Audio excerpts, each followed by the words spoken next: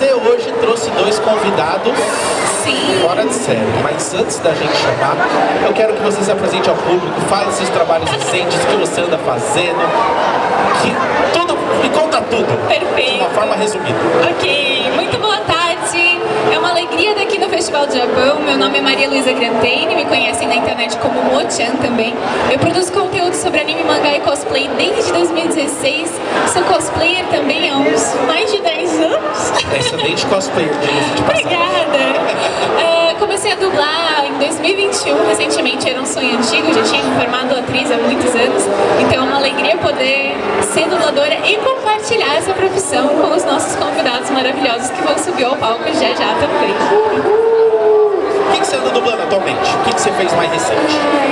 Um dos trabalhos mais recentes que eu acho que todo mundo deve conhecer a obra é o Peace, que eu fiz Boa Sandersônia. Luffy. Arrasou. Eu posso dizer que eu apanhei pro Luffy. Olha só, a Boa Sandersônia apanhou pro Luffy, assim, é uma das coisas mais incríveis que eu já pude experienciar na minha vida. Sensacional. Então vamos fazer o seguinte, já vou passar o palco pra vocês. Eu quero que você fala quem vai subir aqui pra trocar uma ideia contigo. A gente tem aqui nomes gigantescos na dublagem, pessoas maravilhosas, profissionais incríveis, que são Flora Paulita e Pedro Alcântara, que estão ali, por favor, podem vir ao palco conosco. Cadê? Deixa eu pegar os Mais uma cadeirinha ali. Palmas para os nossos convidados! Palmas! Seja muito bem-vindo, prazer. Eu vou entregar o microfone para vocês. Mo-chan, o palco é seu. Fechou. Sejam muito bem-vindos. Muito obrigada. E um ótimo evento. Já no final eu volto aqui. Arrasou. Por favor, sentem-se, fiquem à vontade.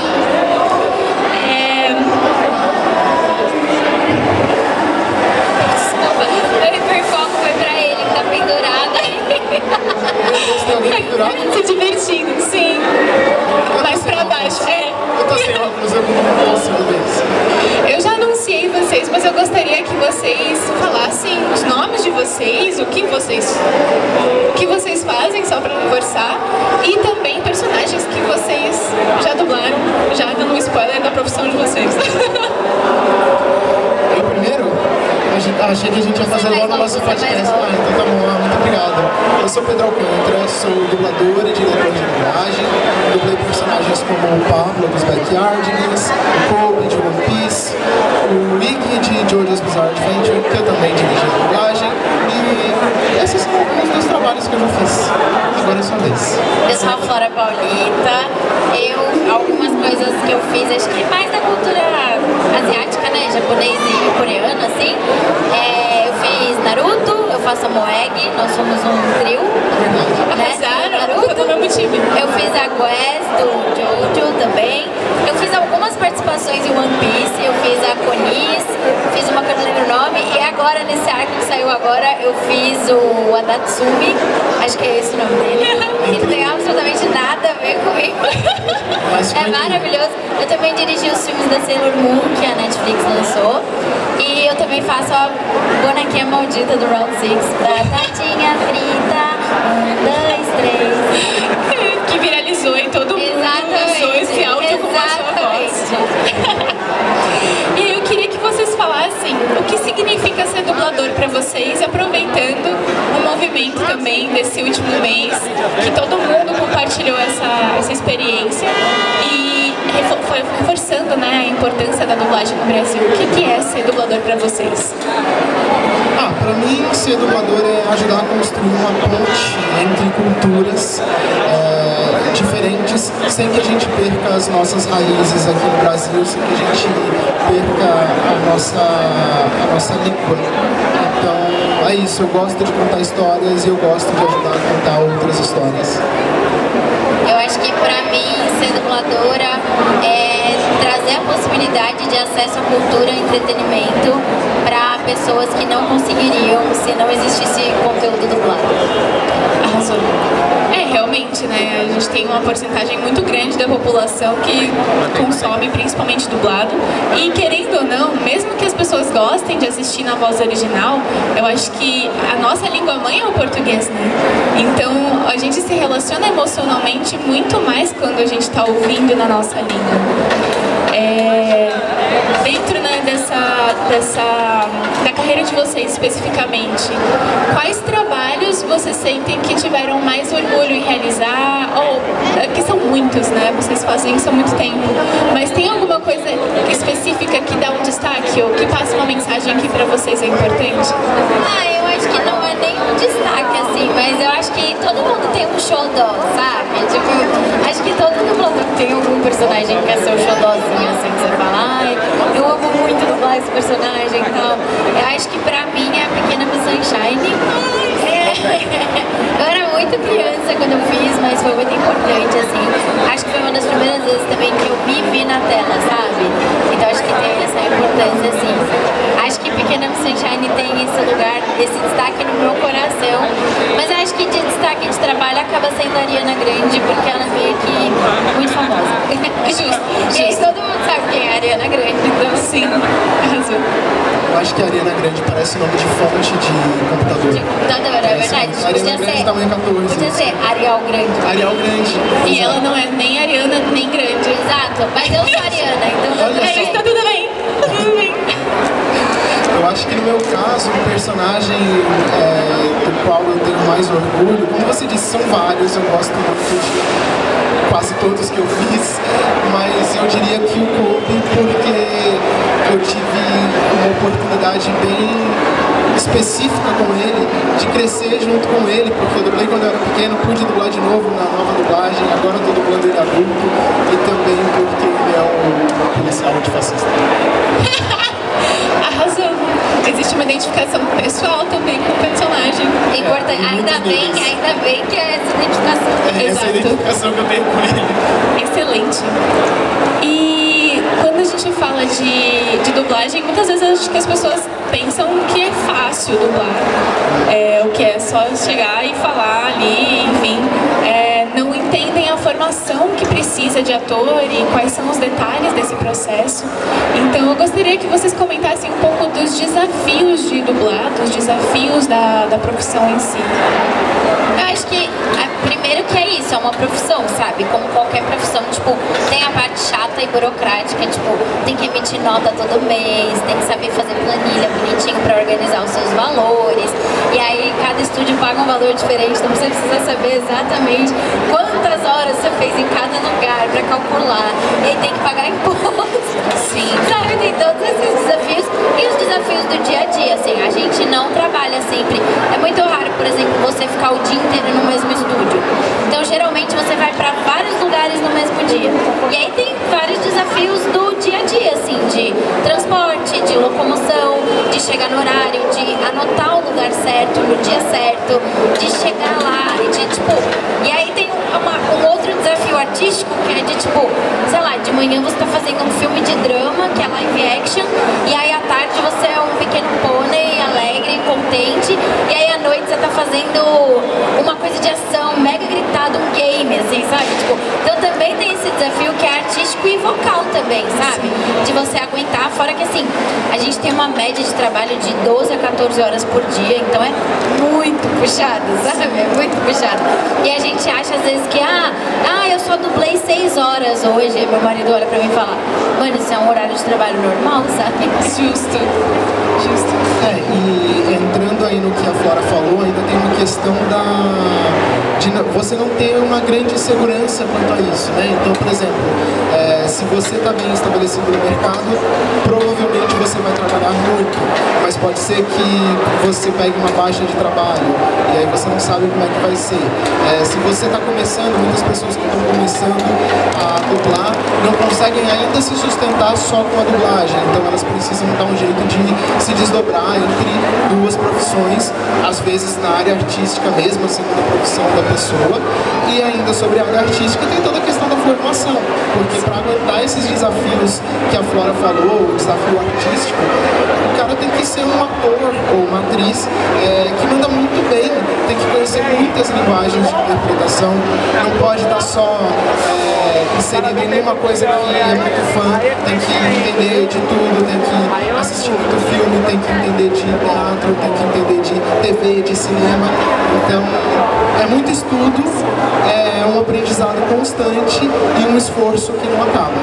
Sim, e realmente, né, a Flora descreveu os detalhes, mas é o trabalho de uma empresa inteira em uma pessoa, porque você é a sua própria empresa, basicamente, funciona dessa maneira. E é nesse formato de freela, e ainda, como o Pedro descreveu, são várias funções, e vocês que são diretores têm que entender o trabalho dos técnicos, dos tradutores, principalmente de Excel. Eu mexo muito com Excel. Ele trabalha com game e ele tem que trabalhar muito com Excel. Entendi. Pra galera que achava que era só chegar e falar. A parte mais fácil é abrir a boca e falar. Sim. Só que essa é a menor parte. Justo. E pra vocês, porque assim, eu comecei a dublar em 2021.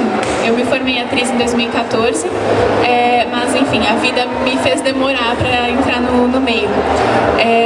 Pra mim, quando eu entro no estúdio, e nesses últimos anos, em todas as vezes que eu entrei no estúdio, pra mim teve a sensação de contentamento, de caramba, eu tô aqui e que gostoso. Como vocês sentem que é isso na profissão de vocês, pra vocês especificamente? Porque às vezes, trabalhando muito, sendo muito cansativo, às vezes acontece da gente ficar saturado, né? Outros trabalhos que eu fiz, teve horas que eu fiquei assim, meu Deus do céu, não aguento mais isso. Mesmo falando de anime na internet, que é uma coisa que eu gosto de fazer, tem hora que eu fico, meu Deus, eu não quero fazer isso nunca mais. Mas com dublagem, pelo menos não aconteceu comigo, mas com vocês. Com vocês sentem que existe, em algum momento, existe alguma estafa? Ou vocês... Eu acho que sim, a gente começou muito pequeno, né? A gente começou a dublar na mesma época, a gente é do mesmo curso de dublagem, a gente fez curso junto e são mais de 20 anos dublando, então eu acho que é normal, assim, sabe? Sim. E várias vezes também eu já me peguei pensando assim, falando, e se eu fizesse outra coisa da vida? Só que aí eu penso assim, será que eu sei fazer outra coisa da vida? Porque eu não sei se eu sei, sabe? E eu acho que já teve, sim, momentos em que dá vontade de fazer outras coisas e tudo mais, mas eu acho que a gente ainda assim é muito apaixonada pelo que faz e a dublagem sempre acaba puxando a gente de volta, sabe? Tipo o Michael Corleone, enfim, o Poderoso Chefão 3. Não sei se foi uma boa referência. Ótimo. Eu acho que tem isso justamente por ser um trabalho muito complexo, muito puxado, e como a gente está fazendo isso há muito tempo, realmente chega uma hora que cansa. E existem projetos que exigem mais da gente, projetos mais longos. Eu dirigindo game, já teve game que eu fiquei um ano e meio dirigindo. Chegava uma hora que eu falava, não aguento mais. Teve game que eu dirigi que o game foi lançado, eu pensei, eu quero jogar isso. Comprei o game, joguei 15 minutos, eu falei, eu não quero jogar isso. Mas, por outro lado, é um ofício muito satisfatório. E uma coisa que ajuda é que, tirando esses casos em que a gente está com projetos muito longos, cada dia é uma coisa diferente. Então, por um lado é um desafio, isso que a Flora mencionou, de manhã você dá uma coisa, à tarde outra, à noite outra, mas também cara, eu tô entrando no estúdio para fazer uma coisa que eu nunca fiz. Eu tô entrando no estúdio para fazer uma coisa diferente do que eu estava fazendo antes.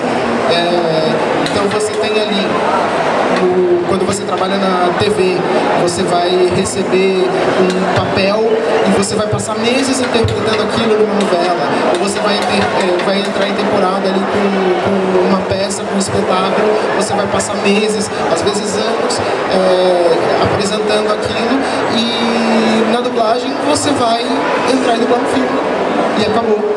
E aí você vai falar, caramba, podia ter durado mais.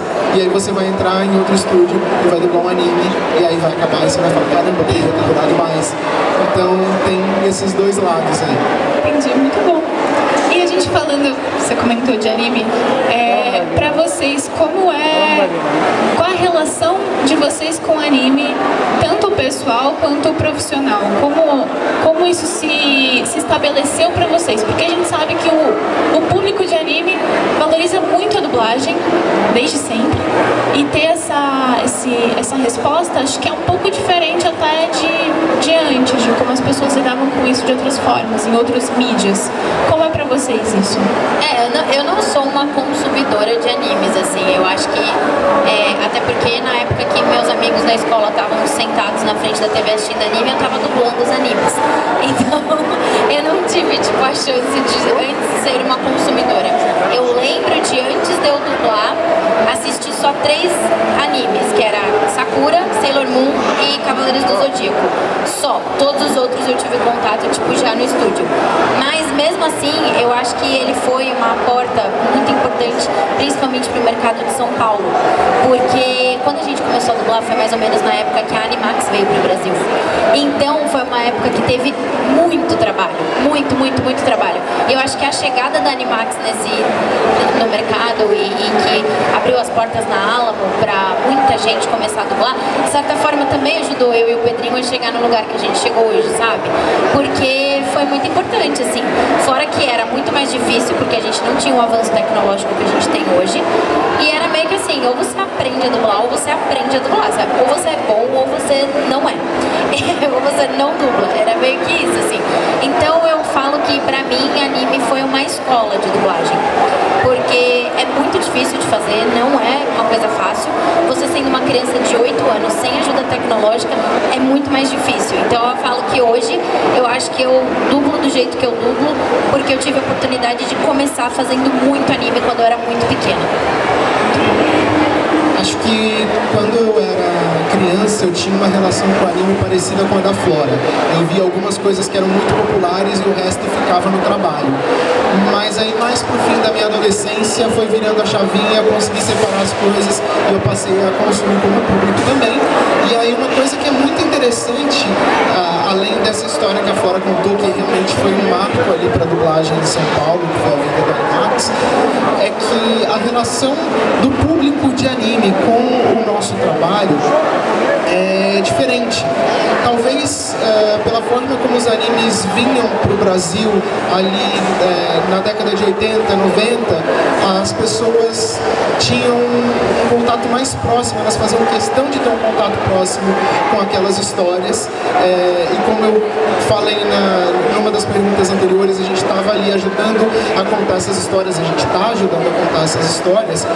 Então, o público de anime, eu diria que no Brasil, depois de décadas do Perdidos no Espaço, que é a série americana, que o público tinha uma relação muito grande com a dublagem, foi o público de anime ali nos anos 90 que fez o dublador ser tão importante quanto a obra aqui no Brasil. Então hoje em dia todo mundo conhece pelo menos um dublador, porque conhece aquela obra, é fã daquela obra, entende que a relação que ele tem com aquela obra é por conta da dublagem, então a dublagem é importante para ele, e quem fez isso primeiro foi o público otaku, foi o público de anime que falou: ei, isso aqui é tão importante para mim quanto a obra, então por isso que tem tanto carinho por nós e por isso a gente tem tanto carinho por esse público. Arrasou. E você tá de cosplay hoje? Hoje eu tô de Shinji, de Evangelion. Talvez uma versão menos depressiva do que a versão original, porque eu cuido da minha saúde mental, diferente dele que não tem essa oportunidade. Meu namorado está ali de Asuka. Eu acho que eu apontei pro lugar certo, porque eu sou míope, estou sem óculos por meu comprometimento com o papel. Arrasou. Outra coisa, né, a Flora comentou de anime ser muito mais difícil. Pra vocês, qual é a diferença de dublar anime pra dublar live action ou pra dublar, às vezes, até obras de outras línguas? Acho que a demanda vocal é muito maior, porque geralmente anime é muito mais gritado. É muito difícil você pegar tipo um anime que todo mundo fale baixo, assim, sabe? Acho que é quase impossível. Acho que é quase impossível. Tipo, o que é curioso, né? Porque quando a gente compara culturalmente o Brasil e o Japão, a gente grita o tempo inteiro falando, exatamente. E lá eles são mais quietinhos. Mas eu acho que é por isso que anime faz tanto sucesso no Brasil. Aliás, Justo. Na América Latina, porque apesar de ser uma linguagem de interpretação que não condiz em sua totalidade com o povo que produz os animes, condiz com a linguagem de... Pô, tem coisa mais anime do que novela brasileira? Porque verdade. É longo, é extremamente Novela dramático. do SBT. Nossa, É verdade. é muito novela. Tem coisa Eu mais... sempre uso uma peruca. É muita novela do SBT. Tem alguma Jojo coisa mais... Bizarre Adventure. Jojo, tem coisa mais Novela. novela que Jojo? Não tem. Nossa, Jojo pra mim é muito Globo nos 80, assim, sabe? Ah, o que é a história? É a história de dois irmãos, um que é bonzinho e outro que é malvado. E é tipo, pronto, é uma novela. E é uma novela mexicana É uma ainda, novela porque é mexicana. mais extremo ainda. Mas eu acho que a coisa da voz, assim, porque anime sempre tem uma demanda vocal muito maior. Fora que a maioria dos animes não tem o mesmo processo de voz original que a gente tem aqui no Brasil. E isso dificulta muito a gente conseguir fazer a labial boa, que é a boca batendo. Porque geralmente o que a gente faz? A gente grava a voz e eles animam em cima da nossa voz. Só que a maioria dos animes não é feita assim. É primeiro feita a animação e eles jogam a voz lá. E aí muitas vezes fica fora, porque é normal, não vai bater perfeitamente. E aí a gente que corre atrás do prejuízo para fazer isso bater quando a gente faz a versão brasileira. Então é muito difícil. É porque tem a questão cultural também, que o público japonês parece ter uma aceitação muito grande. Acho que na Ásia, em geral, eles têm uma aceitação muito grande de coisas que não estão 100% sincronizadas. E tá tudo bem, de boa, funciona para eles. E pro público brasileiro não. Se a gente fizer seguindo exatamente como foi o áudio, eles vão falar, o público vai falar, cara, tá tudo fora isso daí. Então, essa é a parte que a gente tem que fazer diferente. Então a gente tem que gritar igual e sincronizar diferente. E live action japonês eu acho muito mais fácil, assim, sabe? Porque eles articulam muito bem as palavras, verdade. assim. Muito mais fácil do que dublar alguma coisa que seja em francês, por exemplo. Porque o japonês, ele articula muito mais pra falar do que um francês, sabe? Em francês parece que tá falando correndo e não tá. Exatamente. Não, o japonês é muito mais fácil, assim, o live action. Live action, A organização das palavras em sílabas, né? Que a Exato. gente tem mais parecido com a gente. Exatamente. As pronúncias, a gente pode até falar, nossa, talvez isso aqui seja difícil porque é um nome que eu nunca vi, um nome que eu vi pouco. Mas todos aqueles sons existem em português, então você vai conseguir falar. Confia que você vai falar isso daí. Justo. Aproveitando aqui que a gente está rodeado de gamers, porque tem a dublagem e tem a localização de jogos, que são diferentes também. Para vocês, acho que é legal explicar para a galera, né, qual é essa diferença e a diferença também de intenção e de força nos dois contextos. Acho que todo o processo de localizar um game é diferente, né? Porque o game, ele é feito, por isso que já nem chama dublagem de game, chama localização. Você vai literalmente localizar uma fala. Então é muito diferente, assim. Acho que o LoL é o único que a gente praticamente dubla, né? O League of Legends. Eu acho que ele é o que a gente é mais parecido com dublagem, porque ele vem com muitas animações prontas já, sabe? Os trailers, os materiais de divulgação, eles já vêm, tipo, muito prontos, assim. Então acho que fica mais fácil. Mas é que talvez também porque o LoL eu tenho a experiência de fazer Você faz tudo. a voz original em inglês e depois eu me dublo. Entendi. Eu acho isso muito chique. Então você vê o antes e o depois. muito Então, e aí eu acho que pra mim é tipo, LOL, mas é que acho que porque eu decoro, sabe? Justo, faz sentido. Acho que facilita de fato a... Depois eu entendo, assim, eu fico me xingando também. Eu falo, por que você correu tanto nessa fala? Eu acho que um dos desafios que a gente tem para localizar um game é o fato de que artisticamente a gente tem ali um roteiro que não é linear. Então, num filme tem começo, meio e fim. Não necessariamente nessa ordem, dependendo do quanto for conceitual o filme. Obras audiovisuais em geral têm uma progressão. E um game, por não ser linear na maioria das vezes, você grava uma pergunta e você não vai gravar uma resposta, você vai gravar 3. E essas 3 respostas vão ter uma árvore de interações. Então chega uma hora que você não sabe o que está acontecendo. Aí você tem que respirar fundo e aí entra um conhecimento de Excel, de abrir a planilha e falar, você está respondendo isso. Outra coisa é que, justamente por não ser linear e por ser uma experiência diferente, um filme tem 2 horas de duração, um game vai ter 60 horas de gameplay. Então o volume de trabalho é muito maior, as escalas são mais longas. A maioria dos games, não todos, claro, mas a maioria dos games é de ação, então vai ter muita fala gritada. Enquanto num filme de ação você vai ter uma fala que é gritada, aquilo ali, o equivalente àquilo, num game vão vão ser 3 falas gritadas, porque tem várias possibilidades. E também, por não ser linear, você não vai ter sempre um vídeo renderizado, uma coisa finalizada, porque aquilo vai depender do que o jogador vai estar fazendo. E por isso vem a forma como a gente trabalha, que é, a gente vai ter o áudio daquela fala, a gente não vai ter a animação daquilo. A não ser em casos específicos, como o League of Legends, que a Flora citou, como games que tem muitas cutscenes, que às vezes a gente recebe a animação finalizada. Então, o Detroit a gente fez também com muita cena já pronta também.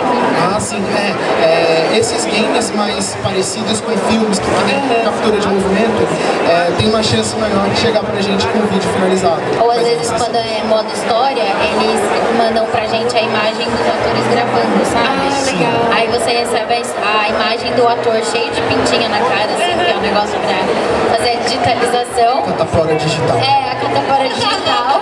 E aí você consegue fazer o FIFA, eu fiz inteiro, assim. Entendi. Que era pra saber exatamente, tipo... E é mó legal, você fala assim, nossa, a menina que fez realmente joga muita bola, sabe? Muito bom, eu cheguei a jogar Detroit e tá incrível a dublagem, realmente faz diferença. E a mesma atriz que eu fiz agora no The Boys, a Espoleta. Ah, meu Deus. Vou comentários sobre essa personagem. A gente, né, acho que do que vocês estão falando dá pra perceber, acho que qualquer pessoa consegue perceber o quanto de detalhes que a dublagem demanda, e principalmente a dublagem brasileira. E não à toa ela é considerada uma das melhores do mundo. Esse cuidado com a sincronia, esse cuidado com a interpretação, ele é realmente ímpar, realmente existe um destaque. E entendendo isso, eu gostaria que vocês falassem do movimento Dublagem Viva. O que é o movimento? O movimento Dublagem Viva é um movimento de dubladores pela regulamentação da inteligência artificial generativa. É um movimento que está alinhado com outros movimentos de dubladores ao redor do mundo. E ele tem esse objetivo porque a gente entende que a substituição, a possível substituição de dubladores humanos por máquinas vai trazer um prejuízo muito grande artístico. Afinal, tudo que eu faço como ator é uma mistura de tudo aquilo que eu aprendi com alguma coisa nova que eu vou trazer, enquanto que a máquina só faz aquilo que está disponível. Então, a máquina do futuro que já está atrasada não faz sentido. Além do impacto econômico, porque a economia criativa, que é essa grande área da economia que envolve a dublagem, que é o audiovisual, o entretenimento, representa uma porcentagem considerável do PIB brasileiro, e é a mesma coisa em qualquer país. E se um desses empregos, uma dessas profissões deixar de existir, é um efeito dominó de outras profissões que deixam de existir, de pessoas que deixam de consumir, de pessoas que deixam de ter o poder de compra, de ter independência financeira, e que pode trazer muitos problemas sérios para o país. Então, não é só um movimento de, ei, eu não quero perder meu emprego. E se fosse, estaria tudo bem, porque é muito válido você não querer perder seu emprego. Então, é uma coisa que precisa ser respeitada. Mas não é só isso, é muito mais. Isso que é o movimento de dublagem viva. A gente fala, né, tem falado sobre isso de inteligência artificial, do movimento Dublagem Viva. Para quem é fã de dublagem, já tem um bom tempo que isso tem sido pauta. Mas acho legal explicar um pouco para as pessoas o que é inteligência artificial generativa, como ela funciona e por que de fato é uma ameaça, não só para profissões, não só para dublagem, mas outras, mas também para as pessoas, para os cidadãos, porque existe essa questão também. Né? A inteligência artificial generativa é um sistema de... é uma máquina de plágio. Ele vai pegar um banco eu ia de falar dados... isso. É uma máquina que copia. É uma máquina que copia. Ele pega um banco de dados e produz alguma coisa misturando de um jeito possivelmente sem muito critério para gerar uma mídia, uma imagem, uma voz, um áudio ou até um vídeo, né, que é da mistura de imagem e som. E qual que é o problema nisso? Os sistemas de inteligência artificial generativa que a gente tem, por não serem regulamentados e não terem regras, eles geralmente têm um banco de dados só de coisas não autorizadas. E assim, a gente não precisaria nem entrar numa nova regulamentação, porque existe lei de direitos autorais e não é frescura de brasileiro, não é frescura de artista. É uma coisa global. Existem leis de direitos autorais e conexos em qualquer país. E é um risco para as pessoas, porque além de roubar dados de artistas, quanto também as mídias que estão disponíveis de qualquer cidadão, não só quem trabalha com isso. Então, é foto no Instagram, foto no Twitter, foto que a pessoa publica no Orkut, foto que a pessoa nem sabia que estava sendo minerada por algum sistema, porque essas informações ou ficam muito escondidas ou nem estão disponíveis. E essas imagens e sons podem ser usadas para quaisquer fins, porque, como a gente disse, essa parte não existe regra. Então, alguém pode estar ganhando dinheiro com a sua imagem sem que você ganhe uma porcentagem disso. E essa é a melhor das hipóteses. As pessoas podem usar os seus dados para se passar por você, para cometer crimes no seu lugar, para fazer montagens comprometedoras, para te chantagear. E são dados sensíveis. Todo mundo tem algum aplicativo de banco que usa reconhecimento facial. Se uma pessoa usar um deepfake, que é um tipo ali de falsificação de imagem, se a pessoa utilizar a inteligência artificial para produzir um deepfake seu, ela pode acessar a sua conta de banco. E se alguém rouba a sua senha, você troca a sua senha. Se alguém rouba o seu rosto, você não tem o que fazer, você não vai mudar de rosto, você não vai mudar de voz.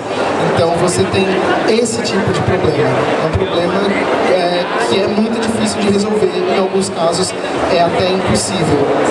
E esse é um dos problemas que a gente aponta no movimento Dublagem Viva e nos movimentos parceiros, o movimento dos ilustradores, dos editores, dos roteiristas, que são pessoas que também vão ser afetadas pela inteligência artificial desregulada, porque é uma ferramenta que deveria ser usada como ferramenta e não para substituir profissões.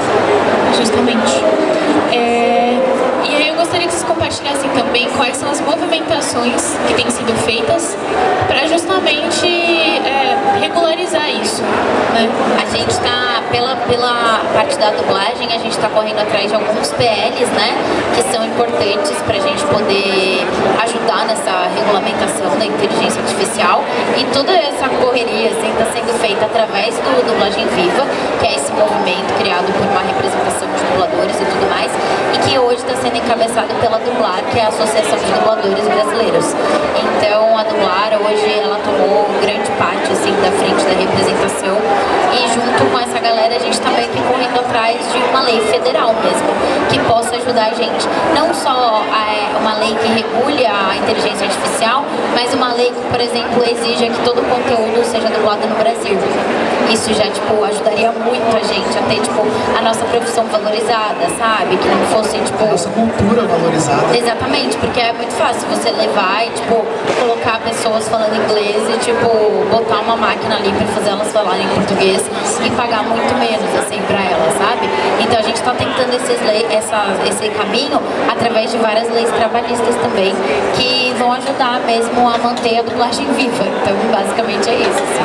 Eu acho que nesse aspecto, aproveitando aí o que a Flora falou, a gente pode citar principalmente o projeto de lei 2338/23, que é o projeto de lei que regulamenta a inteligência artificial no Brasil, e o projeto de lei 1376/22, que é o projeto que obrigaria que a dublagem fosse feita no Brasil. A dublagem, para ser exibida no Brasil, teria que ser feita no Brasil, até porque a dublagem faz parte da nossa cultura e não faz sentido você produzir cultura brasileira fora do Brasil. O único, não é uma reserva de mercado, o que seria uma coisa meio estranha. A gente não tem como reservar o mercado se só se produz brasileiro no Brasil. Sim. A cultura brasileira é nossa. Justo. E aí, como o público pode colaborar para isso também? Porque as pessoas são fãs de dublagem e querem apoiar a dublagem. Como existe essa possibilidade? Acho que acompanhar o @dublagem viva em todas as redes sociais é muito importante, porque é através do perfil da internet que a gente divulga quais vão ser as próximas movimentações. E é isso, pegar chegar no pé dos deputados e senadores que estão à frente da Câmara e do Senado e que são as pessoas que vão votar pela aprovação ou não desses projetos. E aí, através dos nossos perfis das redes sociais e do Dublagem Viva, a gente está sempre educando as pessoas e falando: esse projeto de lei é bom por causa disso, disso e daquilo. Então, vão lá falar com os senadores, com os deputados, para que eles votem a favor desse projeto, ou para que eles não votem a favor desse projeto. Então, acho que é mais ficar ligado nas redes sociais, no @Dublagem Viva, e agora também tem Unidade, né? Isso, tem o coletivo dos ilustradores, Unidade, que também está divulgando outros movimentos. Tem o movimento Arte Viva, que tem ali representantes de todos esses movimentos. Se você acompanhar nas redes sociais, você vai entender exatamente pelo que a gente está lutando. Se tiver alguma mudança de caminho nessa luta, se alguma coisa mudar ali no Senado, a gente vai informar por ali. A gente vai orientar as pessoas sobre mobilização na internet, sobre hashtags que a gente quer levantar. A gente vai orientar quais são os parlamentares para quem as pessoas têm que falar. E assim, o maior pedido, eu acho, é não use a inteligência artificial generativa, pelo menos enquanto não está regulamentada, porque é uma coisa que pode oferecer risco para você, pode oferecer risco para a gente, e chega a ser ofensivo, porque geralmente produz um conteúdo muito ruim, e você vai estar poluindo o seu feed com alguma coisa mal feita, porque ela não teve critério artístico, porque não tem ali por trás daquilo um estudo que todo artista de qualquer área teve, aprendizado, porque o aprendizado não é só você pegar aquela informação e usar de qualquer jeito, é saber como você vai usar aquilo. Então você vai ver muita coisa esquisita.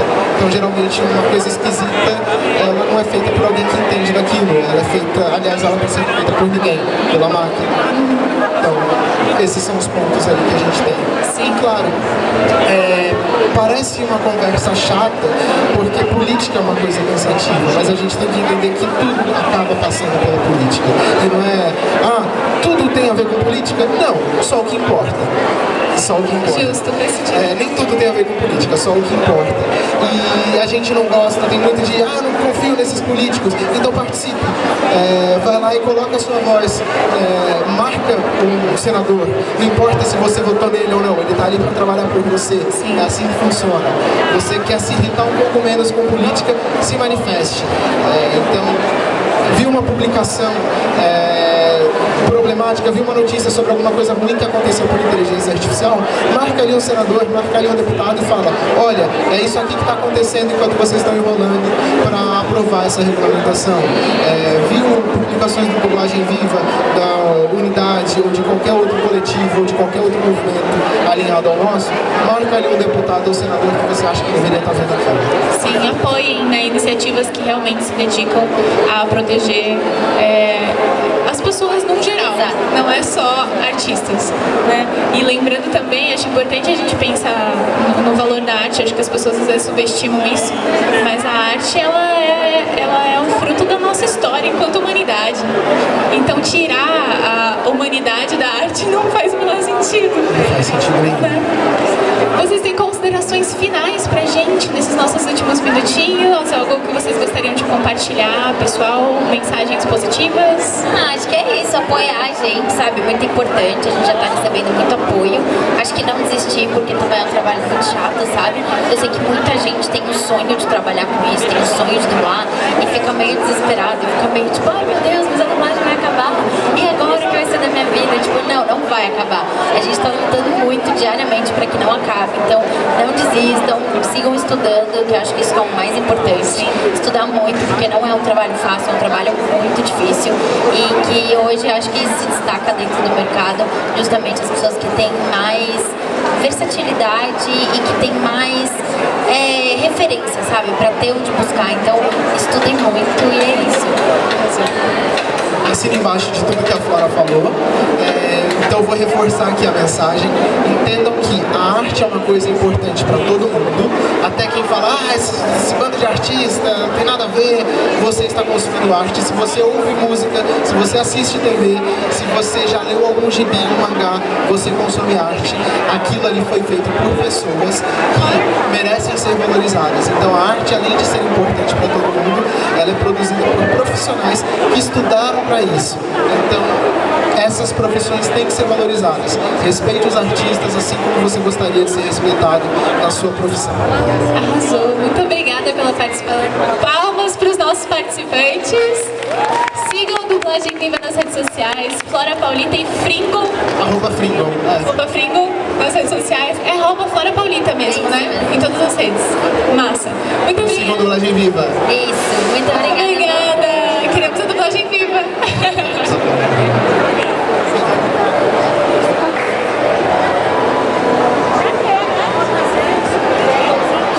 Eles falaram pra vocês pra tirar foto.